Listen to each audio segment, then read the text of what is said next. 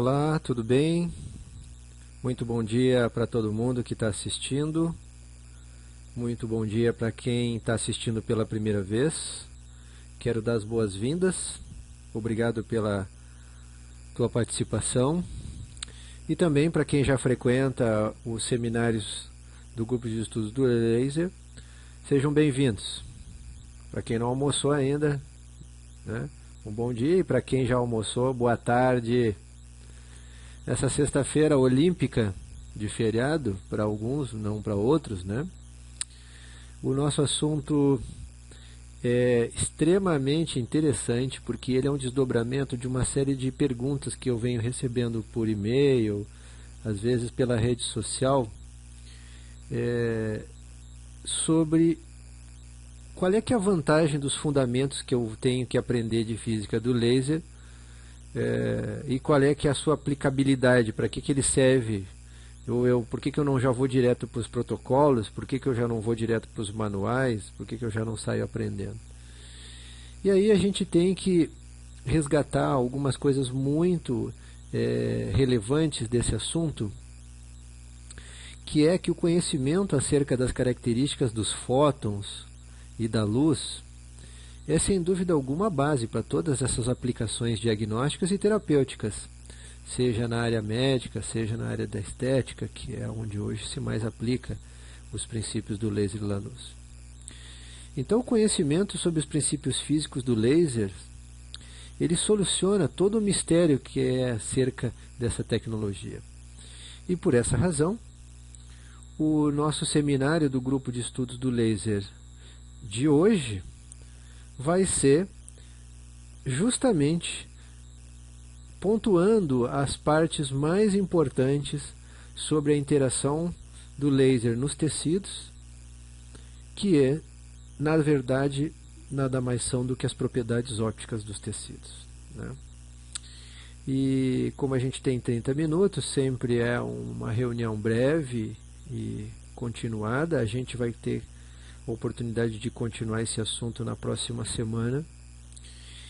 E a gente já inicia com uma imagem que eu já mostrei algumas outras vezes, que é a penetração do laser, né? Como é que é possível determinar a irradiância alcançada de cada laser, né? Por que o laser vermelho consegue, na sua frequência e comprimento de onda de 630, 640, consegue atingir 9 milímetros da camada de pele? Por que outros atingem tantos milímetros? Por que eu posso utilizar um laser na camada superficial da derme e ter o resultado que eu espero? Em verdade, gente, isso é a raiz de toda a história do fundamento da física do laser aplicada na medicina.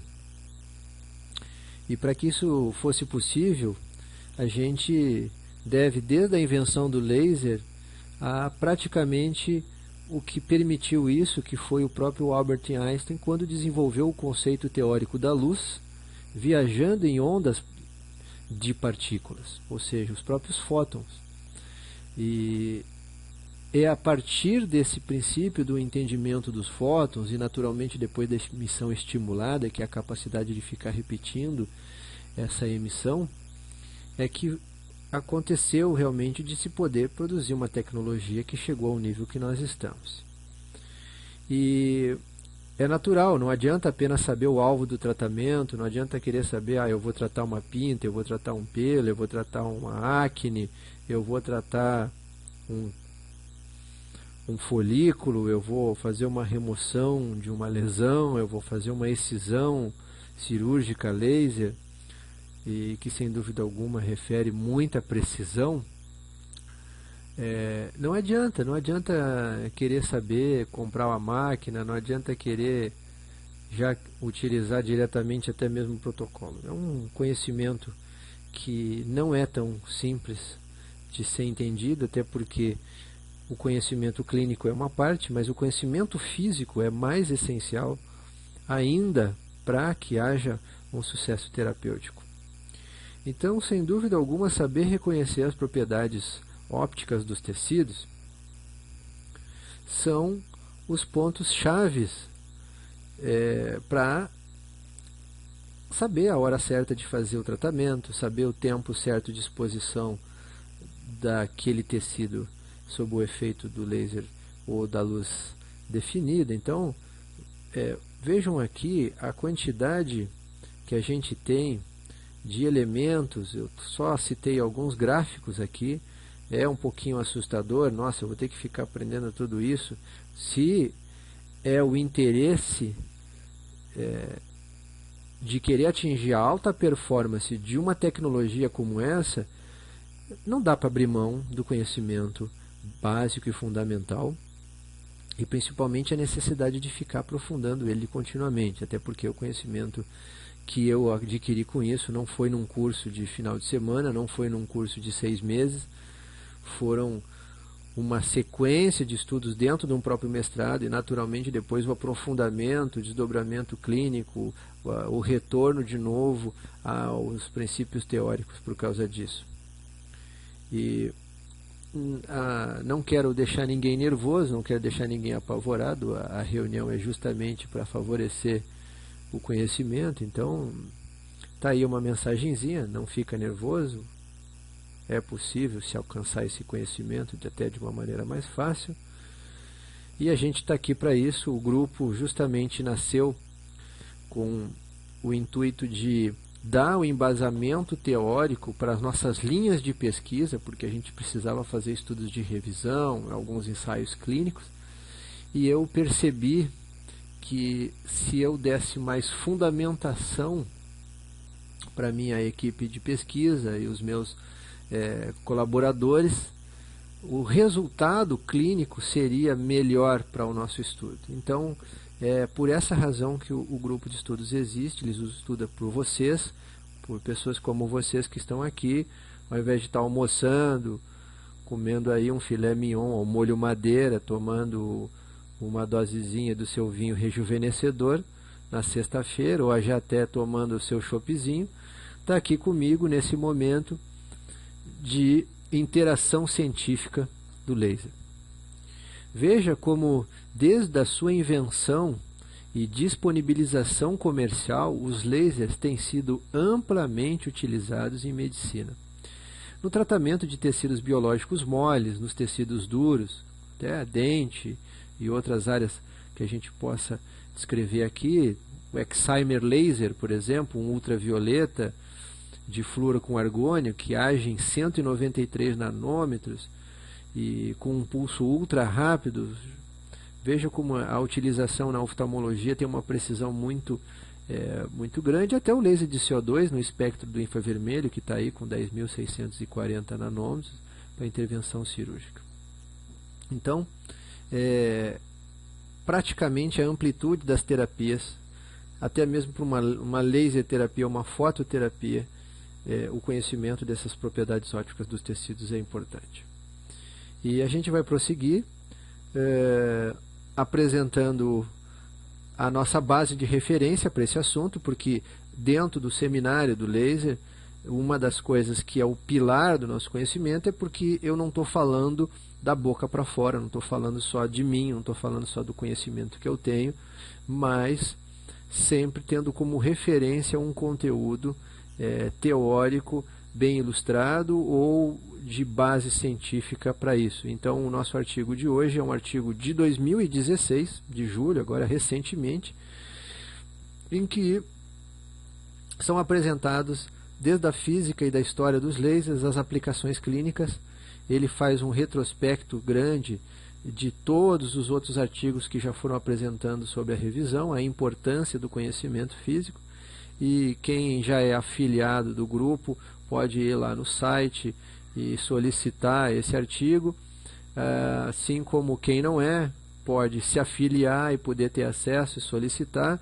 E também quem não está interessado em ser afiliado, mas assiste às aulas do seminário do grupo de laser pela web e quer se manter aqui informado, ele solicita pela secretaria, emite lá, a gente envia por e-mail o artigo. O que diferencia é que, naturalmente, os nossos afiliados têm um desconto expressivo para baixar artigos ou acessar os artigos. A gente tem uma base de artigos que é free download, porque primando por esse conceito da internet de que todo mundo tem direito a tudo, porque a internet é de todos, a gente tem lá um espaço que é o free download. Mas a gente tem um espaço restrito, reservado, e respeitando aquele que está ali, que quer participar, que quer ser um afiliado, ok? E dentro das considerações essenciais desse assunto sobre as interações do laser no tecidos e as propriedades ópticas dos tecidos, para que a gente possa entender a diversidade e a modalidade dessa interação entre o laser e o tecido, é necessário ter uma visão geral de como os fótons penetram nos tecidos biológicos. E como é que essa física determina esse comportamento. Então, é praticamente o centro principal de todo o efeito que a gente vai ter do laser no tecido, é entender como funciona essa interação dos fótons na superfície. E quando os fótons incidem na superfície do tecido, em razão da alteração do índice chamado de refração, eu vou voltar aqui um pouquinho no slide, né, só para ilustrar aqui, volta para trás aqui um pouquinho, querido, né, essa penetração do gráfico, mas aqui é interessante para nós, que é essa refração, ou seja, a transmissão do nosso tecido aqui, que é a pele, esse tecido aqui, e como é que essa penetração aqui acontece. Isso se deve a índice de refração, a propriedades ópticas que a própria física já reconhece, mas até para elementos físicos concretos, materiais mais concretos, mas ela também tem sido bem aproximada matematicamente nos tecidos vivos, que é como, por exemplo, algumas equações, como a lei de Snellius e outras equações que ajudam a definir esses índices.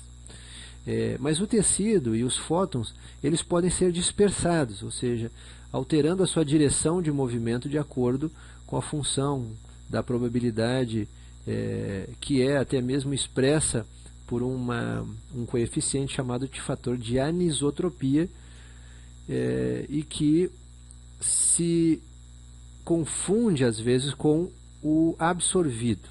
Então, as moléculas que absorvem esse efeito fotônico, esse efeito dos fótons emitidos pelos lasers, ela vai ter essa reação, ela vai poder, então, ter essas suas reações moleculares, ou o que forem, mas essa característica da transmissão é definida entre a absorção e o processo de transição eletrônica. E, prosseguindo aqui com o assunto, importantíssimo para a gente poder ver como funcionam essas propriedades ópticas, poder distinguir elas em dois núcleos diferentes de reações que vão acontecer com o laser nos tecidos.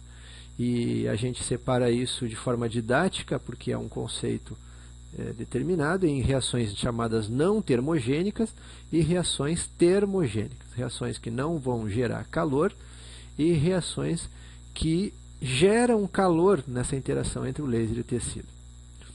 E veja como isso é tão crucial, porque a luz e esses efeitos de fótons, até mesmo pelo próprio processo de estar em contato com determinado tecido, um tipo de luz, com determinado tecido, a maneira com que ela é absorvida ocorre em estados de energia. E esses estados de energia são moléculas quantizadas, e por essa razão a absorção desse fóton que ocorre é que vai corresponder efetivamente à diferença de energia, e essa diferença de energia é que é o calor.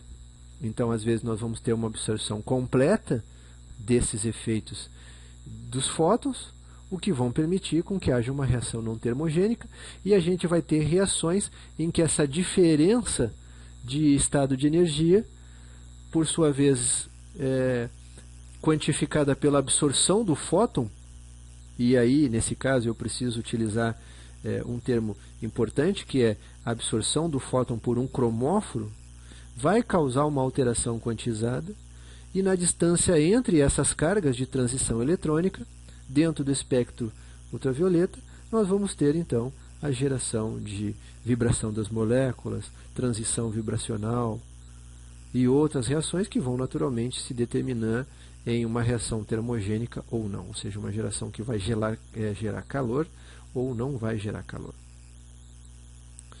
É praticamente o conceito que define crucialmente a profundidade.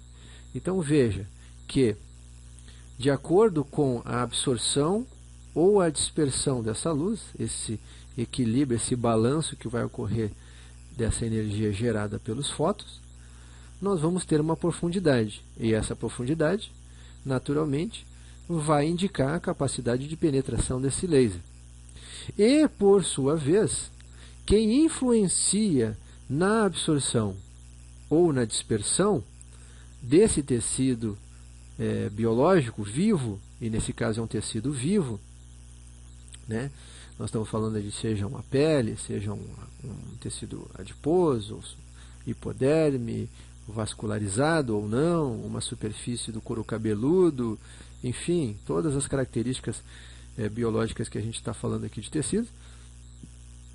E nós vamos perceber que vão ser os cromóforos e o próprio comprimento de onda, ou seja, os cromóforos representam para nós o tecido biológico na sua forma mais unitária e o comprimento de onda que vai determinar efetivamente o tipo de luz e, naturalmente, o laser e essa característica. E aqui nessa tela a gente fica porque eu quero resumir para vocês os dois principais elementos, a absorção e a dispersão, e a gente comentar um pouco disso em relação ao artigo, e que comenta especificamente sobre os cromóforos, né? Os cromóforos, eles são componentes moleculares que absorvem a luz com mais característica nos tecidos. Então nós vamos ter a porfirina, a hemoglobina, a melanina, a flavina, retinol, ácidos nucleares, ácido desoxirribonucleico, o DNA, o RNA, o dinucleotídeo, nicotinamida, adenina. E veja como as transições eletrônicas que são feitas nessas substâncias e nesses componentes resultam em faixas de absorção bem demarcadas e intensas, que vão gerar aquele famoso gráfico que determina qual é que é a maior absorção ou menor absorção. E a absorção tecidual, ela é determinada, por fim, principalmente por um outro efeito, que é a água, gente. A água, ela tem um valor muito importante nesse processo da transmissão da luz. Junto com a reflexão, junto com a absorção, com a dispersão, né, eu coloquei aqui a absorção e a dispersão como elementos importantes, porque eles vão determinar a profundidade de penetração, mas a água tem como principal mecanismo, ela é um meio absorvente, até porque ela controla muito o efeito físico da geração de calor. E para a gente entender o mecanismo, a gente teria que ter uma visão mais pormenorizada e crítica sobre uma série de equações sobre coeficiente de extinção, coeficiente de concentração do cromóforo, distância óptica. Enfim, eu só estou citando porque eu não quero nem ainda apresentar essas equações, porque eu não quero deixar uma pessoa sem fome agora nesse momento, para poder discutir o outro lado desse processo, que é a dispersão. A dispersão é o comportamento dispersivo do tecido biológico. E também é importante porque ele determina a distribuição volumétrica da intensidade de luz nos tecidos. Eu vou repetir. Ele é importante porque ele determina a distribuição volumétrica da intensidade de luz nos tecidos. Então veja que a dispersão é o que vai garantir uma colocação mais uniforme dessa luz no tecido. Vejam como essa característica permite com que haja uma propagação sem perda de energia, se a gente tiver uma dispersão acompanhada de uma equação próxima dos fótons. Então a dispersão de um fóton acompanha-se sempre de uma alteração da direção de propagação, mas a dispersão dela vai ter perda de energia. Então essas estruturas que vão causar então essa dispersão dos fótons nos tecidos podem ser realmente macroscópicas, como uma fibra muscular, a camada superficial da pele, a queratina, a melanina na superfície da pele, é um potente dispersor de luz. E isso chega também a níveis intracelulares e de forma até submicroscópica, sem levar em consideração aí as questões nanoparticulares, ou seja, todas essas características bem pequenas da estrutura celular e que também teriam como repercussão uma dispersão. Enfim, essas constantes que são geradas pelas constantes de dispersão e absorção são os fatores decisivos para que a gente tenha uma resposta, uma via de sinalização celular de forma induzida e correta daquilo que nós estamos propondo nos tratar. E é dentro desse processo dos mecanismos de reações que eu quero abordar um pouquinho sobre esse detalhe, especificamente da importância do Rox Anderson, né, que fez praticamente a determinação da fototermólise seletiva e garantiu então o entendimento entre os coeficientes de absorção, os coeficientes de dispersão, a capacidade de gerar uma concentração de energia em determinados pontos, o tempo de exposição, nem vou entrar naqueles outros elementos como dano térmico e tudo mais. E as reações químicas que ocorrem através do processo de interação com a luz, elas têm a ver, sem dúvida alguma, com todos esses alvos moleculares. E dentro desse elemento, eu não vou estender muito hoje, que a nossa reunião hoje sempre ela é rapidinha, são 30 minutos, então eu não quero tornar muito complexo o conteúdo. Eu vou passar para vocês os primeiros pontos que a gente pode resumir desse entendimento. Então, vamos resumir um pouco sobre o que a gente já conversou.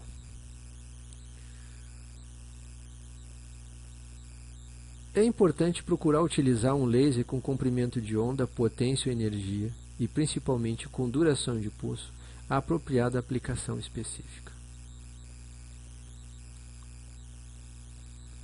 Em alguns casos, é preferível usar o laser com potência menor para evitar efeitos colaterais incontroláveis. E o terceiro, com apenas um aparelho de laser, se fica limitado em suas aplicações. Não tente utilizá-lo em outras aplicações, porque isso não funcionará como imagina. Isso tem uma explicação desses 3 primeiros parágrafos da resolução. São praticamente conclusões que eu acabei chegando conversando com alunos, conversando com outros colegas, com gente que me pergunta se eu posso usar o laser tal para tal coisa, né, se eu posso usar o equipamento para tudo. E vocês veem como, à medida que o conhecimento aprofundado aqui, que hoje eu quis só citar alguns elementos, como absorção e dispersão, para determinar a profundidade e a penetração, eles são cruciais nesse mecanismo de entendimento. E, sem dúvida alguma, se você não domina as propriedades ópticas dos tecidos, os seus resultados vão ser aleatórios. Horas tu vai acertar, horas tu vai acertar muito, horas pode ser que não acerte muito. ou até mesmo pode acabar tendo uma limitação. Vão estar limitados os teus protocolos, porque tu vai acabar te restringindo especificamente ao que o manual da máquina se propõe ou te oferece, e vai acabar tendo resultados também generalizados e comuns, sem resultados muito fora do comum, ou até mesmo atingindo o mesmo padrão em casos diferentes, o que tornaria o resultado muito pobre, né? Vejam, meus queridos, como praticamente entender desses princípios físicos, eles vão ser relevantes para argumentar a aplicação correta de cada laser. Eu sei que é pouco tempo, nosso seminário começa a ficar legal, e quando ele começa a ficar legal a gente acaba tendo que encerrar, porque é essa a minha proposta, a gente não ficar muito pesado durante os assuntos. E eu quero convidar vocês também para aproveitarem ao máximo aqui sempre que a gente tem as reuniões. Elas acontecem todas as sextas-feiras, às 12h30. Então tem que estar inscrito, registrado lá no nosso sistema de web. Eu envio o convite, vocês podem convidar outras pessoas também, está todo mundo aberto, porque quanto mais gente souber como funcionam os lasers de verdade nas suas aplicações dentro do seu dia a dia de trabalho, mais resultados positivos a gente vai ter, mais gente satisfeita, mais pele brasileira bem tratada. Então essa é a minha missão. E eu encerro hoje agradecendo a vocês também pela participação. Quero agradecer e convidar vocês para a segunda grande parte desse conteúdo, que vai ser a gente entender como funcionam essas propriedades ópticas nas reações de calor. Então, na semana que vem a gente vai falar sobre zona de necrose, vai falar sobre fotocoagulação, vaporização de tecido, ablação de tecido e fotodestruição de tecido. A gente vai discriminar melhor como funcionam esses elementos e vai voltar um pouco também na base de hoje, que é reforçar o conceito dos cromóforos e trabalhar melhor essa questão que envolve as absorções, as dispersões da luz, a interação desses fótons e como é que isso vai interagir com os tecidos vivos, para que vocês possam manipular melhor os equipamentos que vocês vão ter às mãos, ou que vocês desejam trabalhar, seja aí querendo ter um tratamento de laser, até mesmo querendo ter um centro de laser ou uma clínica, né? Para que vocês possam estar muito bem fundamentados nesse conteúdo, para ter ótimos resultados. Mais uma vez eu quero reforçar o meu muito obrigado. Desejo a vocês uma ótima sexta-feira, um bom final de sexta-feira e um final de semana aí maravilhoso e grandioso aí para nós, que está começando essas Olimpíadas. E a gente se encontra na semana que vem. Quem já tiver inscrito hoje tem que se reinscrever para a semana que vem. Quando eu enviar o convite, vocês são reinscritos, é só preencher lá para confirmar. Até porque o sistema de limitação ele dá um número de vagas para poder estar dentro da sala virtual, e eu gosto de preservar quem já frequenta, e os convidados eu sempre coloco eles durante o decorrer da semana. Muito obrigado, meus queridos, um ótimo final de semana e até a semana que vem. Um abraço.